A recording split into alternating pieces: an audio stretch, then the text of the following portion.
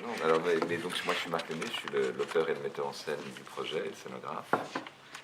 Et donc, je te laisse te présenter. Et moi, je suis Gabriel, je fais la musique du spectacle.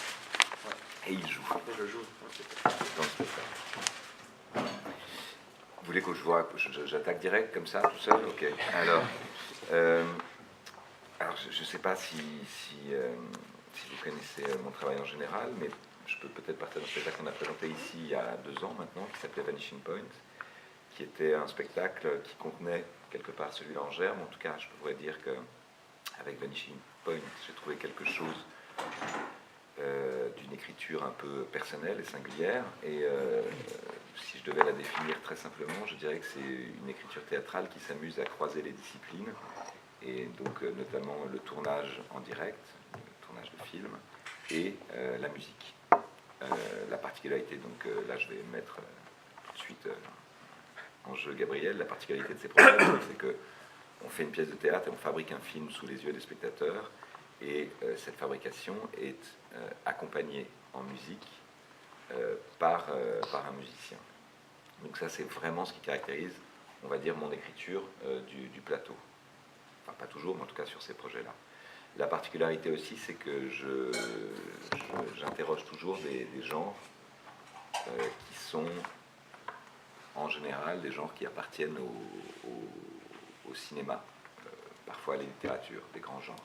Vanishing Point, c'était le road trip, donc c'est quelque chose qu'on associe évidemment plus volontiers au cinéma qu'au théâtre, et ça paraît même impossible de représenter un voyage à travers des paysages infinis au théâtre. Et donc tout mon enjeu, c'est de savoir comment le théâtre, avec ses moyens qui sont évidemment dérisoires comparés à ceux du cinéma, qui sont très artisanaux, comment le théâtre peut essayer de restituer un univers, des images, des situations qui appartiennent au cinéma.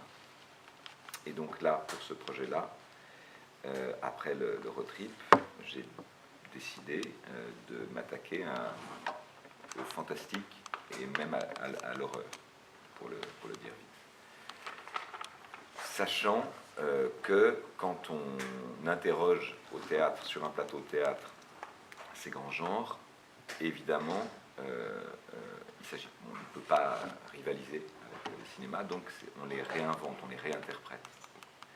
Et en les réinterprétant, on les critique. Et là, je vais rentrer plus en détail, parce que c'est une question qu'on me pose souvent. Par exemple, personnellement, je déteste les films d'horreur. C'est un truc, je ne suis vraiment pas un fan. J'en ai vu quelques-uns, mais je n'ai pas de passion particulière pour ce genre. Et je dirais même que je les déteste pour une raison précise, c'est que ce qui se passe au cinéma, dans le cinéma d'horreur en général, c'est que le regard du spectateur est saisi, il est prisonnier de l'image qu'on lui impose. Une métamorphose, une dévoration. Et en tant que spectateur, donc, pourquoi je déteste les films d'horreur, c'est que je n'ai absolument aucune liberté d'interprétation.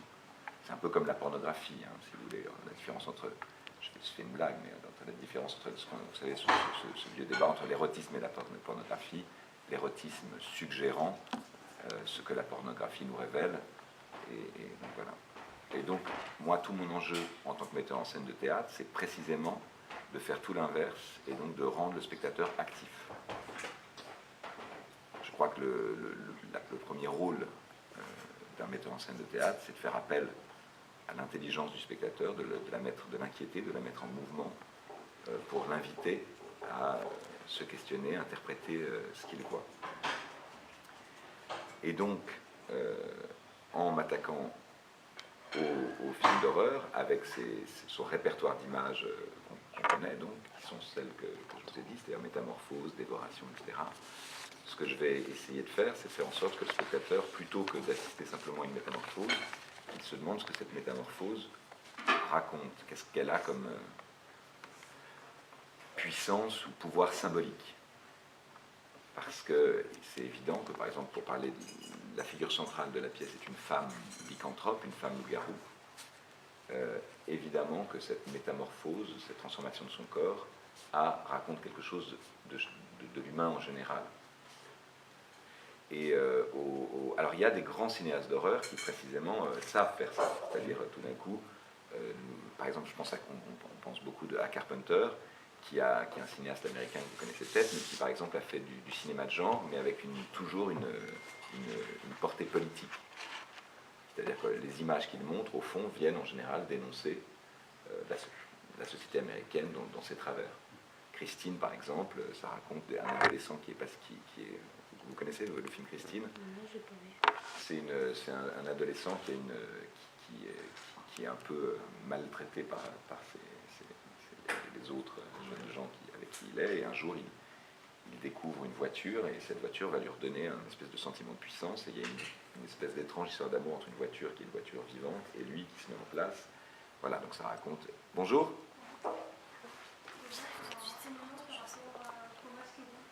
Ah, pardon, j'ai cru que c'était la personne qu'on attendait. C'est pour ça que donc, voilà, donc il y a des cinéastes qui arrivent à le faire au cinéma, de questionner les images qu'ils produisent et de faire que le spectateur s'interroge et réfléchisse, mais c'est quand même assez rare. Donc ça, c'est voilà, comme introduction. Après, je pourrais vous parler plus en détail de l'histoire si vous le voulez, mais là, je parle du projet en général. Et je vais quand même... parce qu'on m'a posé la question de savoir pourquoi j'avais eu envie de travailler avec Gabriel. J'avais l'intuition de toute façon que je voulais travailler avec un musicien électro, quelqu'un qui viendrait composer une musique assez synthétique, qui est, depuis les années 70-80, de toute façon associé aussi à ce genre-là. Simplement, en découvrant la musique de Gabriel, j'ai découvert un musicien extrêmement exigeant, extrêmement savant dans sa culture, dans sa pratique de la musique électronique, et je trouvais beaucoup plus passionnant d'avoir un musicien qui ait cette sensibilité-là pour venir contredire aussi l'aspect un peu kitsch que j'espère qu'on trouvera dans le spectacle, assez ludique, quoi. Voilà.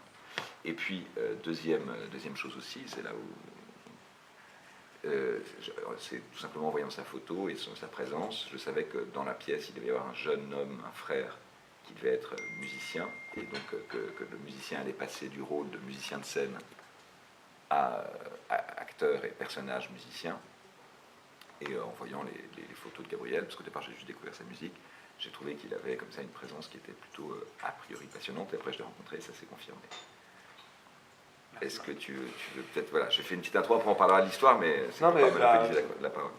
Brièvement, moi je compose de la musique depuis plusieurs années, et essentiellement électronique, et j'ai toujours été, je crois, friand d'aller explorer d'autres disciplines, et en plus je fais une musique qui est essentiellement instrumentale, qui est souvent associée à la musique de film et à la musique à l'image en général. Et le principe du film en direct, c'est quelque chose qui était, au-delà de l'expérience globale qui était séduisante pour moi, qui est une chance rare, parce que la musique électronique, c'est une musique qui est par essence produite en amont avant d'être présentée, avant d'être jouée.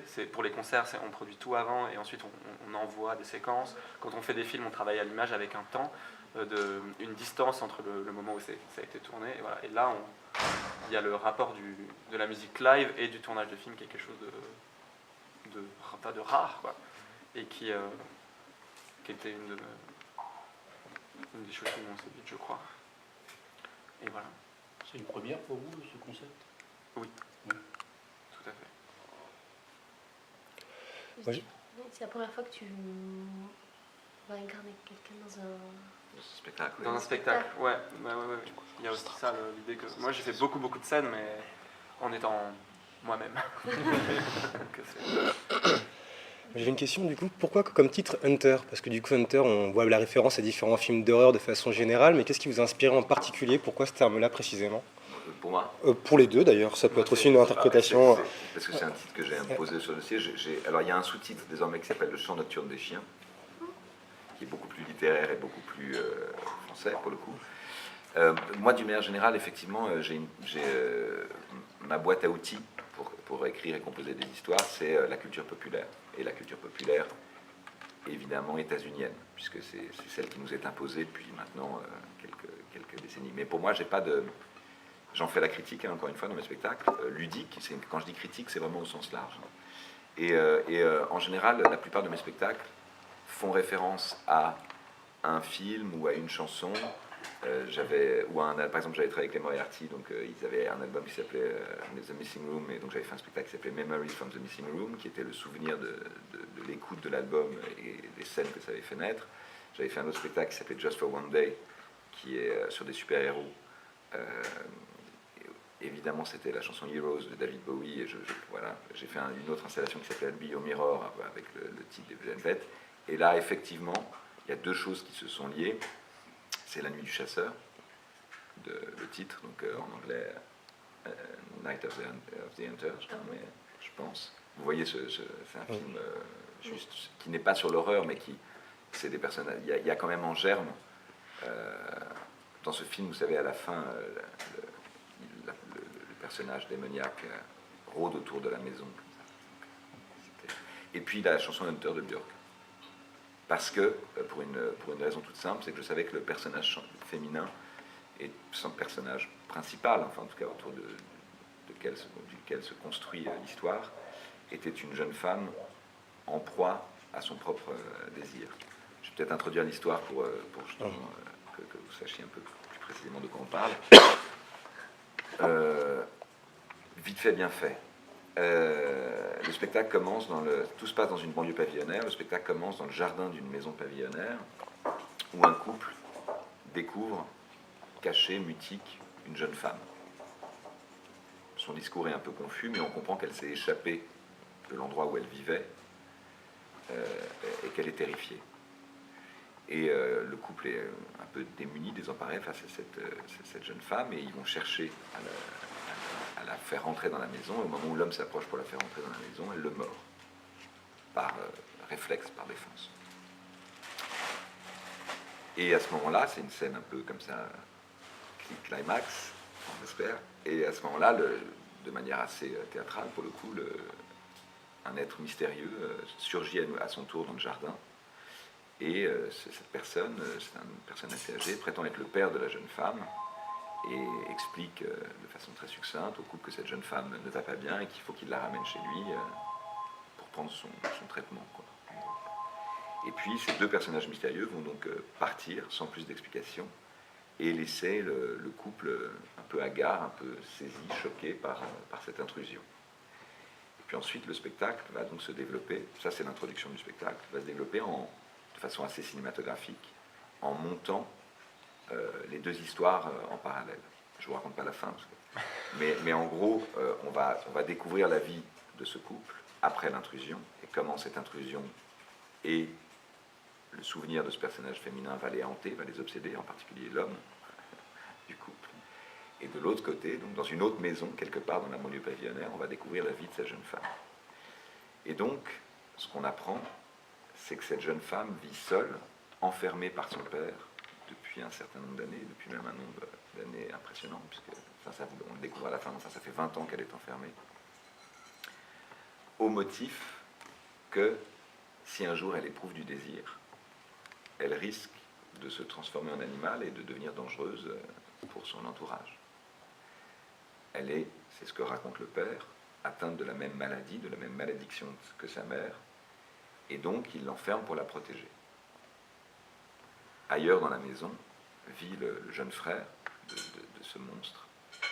Et il y a une relation, elle est enfermée tout le temps, donc ils se parlent à travers une porte, et il y a une espèce de relation très intime entre le frère et la sœur, et dont le lien, bizarrement, passe par la musique.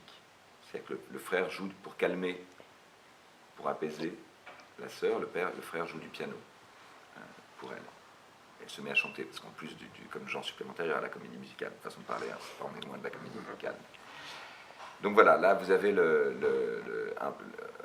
un peu les bases de l'histoire, mais la particularité donc, de ce projet, c'est que effectivement tout l'enjeu pour le spectateur et pour moi en tant qu'auteur, c'est de s'interroger sur, de se demander si ce que raconte le père à sa fille est vrai, ou si on a affaire à une espèce de tordu qui a décidé de torturer psychologiquement sa fille pour la garder pour lui. Bon, après, évidemment, tout cela raconte plein de choses, mais en même temps, c'est Agnès, c'est l'école des femmes. Pour le coup, pour le ramener à des... C'est autant Natacha Campouche que Agnès dans l'école des femmes, vous voyez, qui est enfermée par Arnolphe. Voilà. Sauf que c'est pas son père, Arnolphe. Enfin bon, il y a quand même... Donc effectivement, il y a plein de textes qui m'ont inspiré. La séquestrée de Poitiers de Gide, vous connaissez cette histoire, c'est une femme qui a été enfermée pendant 40 ans. C'est un texte documentaire de Gide qui raconte comment une mère et un frère ont enfermé une femme au motif qu'elle était folle, mais on ne s'est plus démêlé à la fin l'œuf de la poule, quoi. Est-ce qu'elle est devenue folle parce qu'ils l'ont enfermée, ou est-ce qu'ils l'ont enfermée parce qu'elle était folle? On ne le saura jamais. Et dans la pièce, cette femme, elle s'exprime? Ouais. Alors après, toute la particularité, c'est pour ça que c'est un peu ambigu, c'est qu'elle s'exprime avec des mots presque d'enfant ou d'adolescent, alors qu'elle a 30 ans, quoi. Ouais. Et voilà. Mais ça, normalement, on le découvre progressivement. Enfin, vous voyez, là, je vous fais un peu le... Et après, je peux spoiler même carrément la fin, mais voilà. Enfin, en même temps, c'est pas... C'est toi l'auteur, le Non, metteur non, en mais scène. ce que je veux dire, c'est qu'a priori, on n'est pas dans un... On est plutôt dans... Enfin, si, je préfère garder du suspense. Non, parce que pour le coup, si les gens viennent en connaissant la fin... Mais par contre, ce que je peux vous dire, c'est que la particularité du projet, donc, c'est qu'on a des effets spéciaux de théâtre et de cinéma, c'est un mix, et que le décor nous donne à voir, si vous voulez, vous avez une petite... voilà, le grand miroir qui est là, avec la figure de dos, c'est la loge de la comédienne qui joue Irinas, et à la fois la petite pièce dans laquelle elle est enfermée, et on va avoir pendant tout le spectacle, progressivement, un maquillage de loup-garou qui se constitue et qui se fabrique. Et donc, c'est ce que je disais, c'est qu'au cinéma, cette transformation, normalement, elle est faite dans les coupes, ou aujourd'hui avec des images de synthèse, et là, au contraire, comme on est au théâtre, on révèle cette fabrication avant. C'est en ce sens que, précisément, je crois que cette mise à distance du processus permet au spectateur de questionner ce qu'on lui raconte. Et pour vous donner, et après je te laisse parler, enfin je vous laisse poser des questions à Gabriel, en gros, pour vous donner une explication du dispositif, en gros, sur scène, on a une boîte complètement close qui est la maison du couple, qui est filmée par 4 caméras motorisées, et la maison de la famille, c'est l'extérieur, c'est tout l'extérieur, c'est les coulisses du théâtre, si vous voulez. Et donc, en gros, j'oppose une esthétique cinématographique et une esthétique théâtrale. Et simplement, ce décor complètement clos est truffé. Il y a un miroir sans teint, il y a un tulle, il y a des fenêtres, il y a un placard. Truffé, c'est un dispositif d'apparition où, en gros, la bête va hanter au départ dans des visions un peu cauchemardesques, puis concrètement le couple, à travers tous ces petits dispositifs d'apparition. Et évidemment, ce qui m'intéresse, c'est que cette apparition, donc, on voit le couple filmé, et le spectateur va voir comment on fabrique cette apparition, mais ensuite il va voir le résultat à l'écran. C'est-à-dire qu'il va avoir simultanément la fabrication de l'image et son résultat, normalement, et ça marche plutôt pas mal, à l'image impec. Et je vous explique donc d'où c'est né. Vous avez normalement, enfin, j'imagine, peut-être, en tout cas, vous avez vu Les Oiseaux de Hitchcock, voilà. Il y a une scène un peu trauma assez célèbre où elle est enfermée dans une cabine téléphonique. Elle cherche à appeler au secours et elle est dans cette petite boîte en verre comme ça et les oiseaux viennent heurter une cabine téléphonique. On sait que c'est une scène qui a traumatisé l'actrice qui a joué dedans parce qu'elle a duré, comme il disait, sous la douche, etc. Ça a duré des plombs, il a recommencé des prises. Et cette scène est vraiment dans le film très dérangeante. Et un jour, j'ai découvert une photo de tournage qui m'a interloqué, c'est que j'ai vu comment ça avait été tourné. Et donc il y a une petite cabine téléphonique posée sur un peu de sable comme ça, avec derrière une toile peinte avec la baie du décor. Et autour de cette cabine téléphonique, avec une caméra qui la filme, donc, il y a 3 escabeaux sur lesquels sont comme ça, dressés 3 techniciens avec des cagettes pleines d'oiseaux. Et on les voit jeter les oiseaux contre les vitres de la cabine téléphonique. Et en fait, je me suis dit, c'est passionnant, parce que si le spectateur avait pu voir comment c'était fabriqué, tout d'un coup, il y a une violence dans la fabrication de l'image, mais qui est très différente, qui est une autre violence, qui est un peu grotesque, un peu ridicule, que celle qu'on a à l'écran. Et donc, vous voyez, dans cet aller-retour-là, on se met à raconter des choses. Et en l'occurrence, on se met à raconter aussi, on découvre le sadisme d'Hitchcock. Mais ça, je ne veux pas qu'on découvre mon sadisme. Mais néanmoins, ce qui est assez, en tout cas, la position de l'interprète, elle est... Ce que je trouve beau, c'est de voir un acteur, en gros, c'est du théâtre. C'est-à-dire qu'on va voir des acteurs jouer à donf une situation, en sachant que nous, on voit comment elle est fabriquée. Donc c'est là où je vous disais, c'est la force du théâtre, quoi. Et pour le coup, c'est compliqué pour les acteurs, hein, d'ailleurs, parce que pour le coup, par exemple, ils sont enfermés, ils sont coupés du public. Ils sont filmés par 4 caméras, mais ils n'ont pas le... Donc c'est c'est ce qu'on découvre là, il y a un enjeu assez complexe quand même. Une part ludique alors? J'espère. Non, si c'est ludique, je veux dire, je pense que... Mais c'est d'ailleurs extrêmement intéressant, parce que c'est un peu ce qu'on a vécu hier en répète, Ouais. c'est que c'est hyper gratifiant pour l'œil, etc. Mais des fois, il faut trouver... C'est un juste dosage à trouver entre le plaisir de voir tout ça, et en même temps être capable de faire ressentir au moment où il faut l'émotion, le choc, etc. Puisque je le prépare, donc on sait que ça va arriver. Donc, mais c'est un dosage. Tu Mais veux c'est dire entre détachement et immersion du voilà, il spectateur? faut réussir à immerger le spectateur malgré tout, même s'il voit tout ce...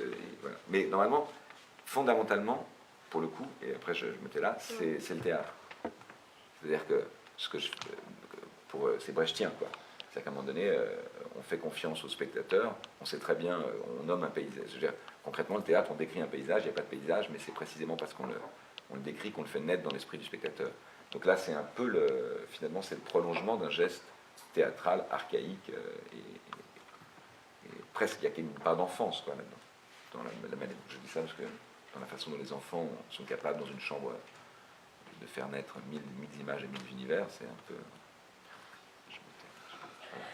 Voilà, j'ai un peu près... On a la chance d'avoir Marc, c'est bien parce que vraiment tu parles, tu vois... Pas trop, tu veux dire?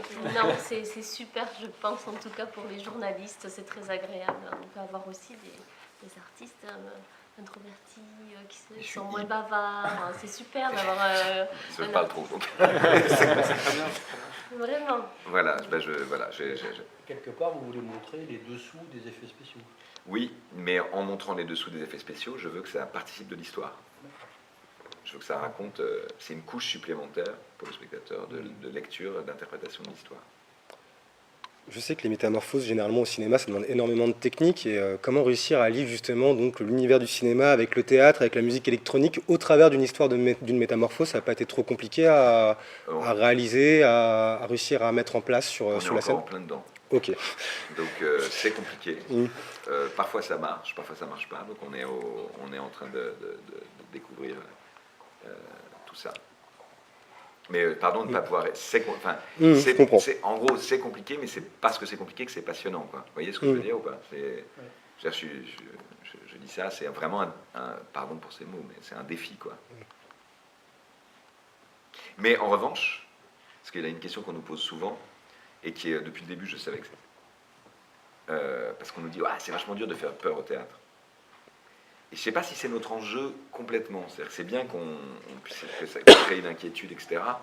Mais si vous voulez, si peut-être on arrivera à faire bondir le spectateur une fois sur son siège, mais c'est pas, en gros, c'est pas ce qui m'occupe le plus, puisque précisément on bondit parce qu'on est prisonnier. Donc là, au cinéma, vous voyez ce que je veux dire?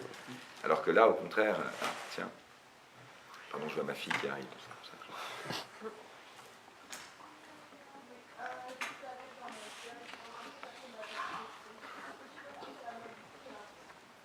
tu veux que Pardon, j'ai à lui dire bonjour après. Voilà. Après Hunter, vous avez un autre projet? Oui. Oui. Mais alors, oui. Enfin, je peux vous en parler. On va parler de l'actualité. Il y a des projets plus tard, mais l'actualité immédiate, je mettrai en scène un texte à théâtre ouvert qui s'appelle La fusillade sur une plage d'Allemagne, qu'on va présenter à théâtre ouvert au Théâtre National de Strasbourg. C'est une pièce, pour le coup, ça change de mes habitudes, c'est-à-dire que c'est la pièce d'un autre auteur que je mets en scène. C'est une pièce assez difficile. C'est sur un tueur de masse. En même temps, on reste dans le gore, mais c'est une très belle pièce. Juste pour vous dire aussi, le texte est publié, je ne sais pas s'il faut le dire ça, aux éditions Actes Sud. De Hunter? Ça sort le 8 novembre. Ouais. Mm. Je le dis parce que je pense oui, que les c'est éditeurs super. de le dire. Et non, mais après, ce qui est passionnant, par exemple, pour revenir à la musique, c'est qu'on s'aperçoit que les propositions de Gabriel sont superbes. Enfin, on va pas se faire de la lèche en direct, donc voilà. Mais par contre, ce que je veux dire, ce qui est passionnant, c'est de voir comment la musique peut, en gros c'est ce qu'on est en train de découvrir en ce moment, peut aller dans le sens du projet, comment parfois au contraire c'est beaucoup plus intéressant qu'on ait un thème angoissant et que ça joue hyper léger dans la pièce, ou au contraire un thème beaucoup plus ludique, je sais pas comment le qualifier, ludique, et qui joue, vous voyez. Donc tout ça, c'est des trucs qu'on découvre, et ce qui est génial, c'est que tu parlais tout à l'heure du live, de fabriquer le live en direct, là c'est hyper riche. Et puis il y a aussi un truc qui est intéressant, c'est que la musique associée au genre de l'horreur en général, c'est donc du cinéma. Et au cinéma, la musique elle est très produite, elle n'est pas composée dans un espace physique, elle est composée dans un studio et destinée à être diffusée uniquement. Et là, comme je suis présent sur toute la résidence, c'est pas une composition comme sur une musique à l'image, mais c'est une vraie composition dans l'espace.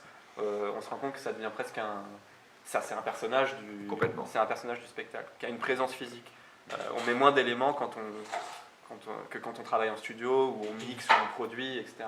Par exemple, il y a quelque chose qui est intéressant dans cette pièce, c'est qu'il y a un générique, qui est là quelque chose de produit, de très cinéma, et une musique qui appartient plus à la pièce. Et on se rend compte que ça fait aussi des allers-retours. Je crois que ça participe de la correspondance entre l'écran et le plateau, et qu'il y a un aller-retour entre la musique produite de cinéma et la musique qui occupe un espace.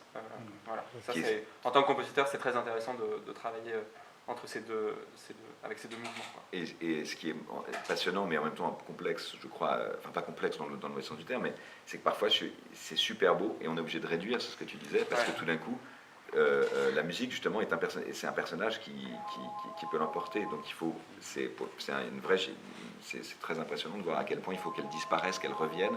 Donc ça c'est tout le plaisir de travailler avec Gabriel, qui en plus fait des...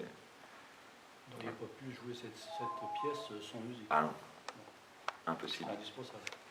Enfin, alors il aurait fallu la jouer sans musique, mais sans caméra, puisque la pièce, en fait, on peut la... Il aurait fallu faire du théâtre. Il aurait fallu faire du théâtre. Ah oui, d'accord. Vous voyez, là, il y a vraiment les éléments sont imbriqués. Par exemple, l'arrivée du générique, c'est effectivement, tout d'un coup, on a un morceau, quoi.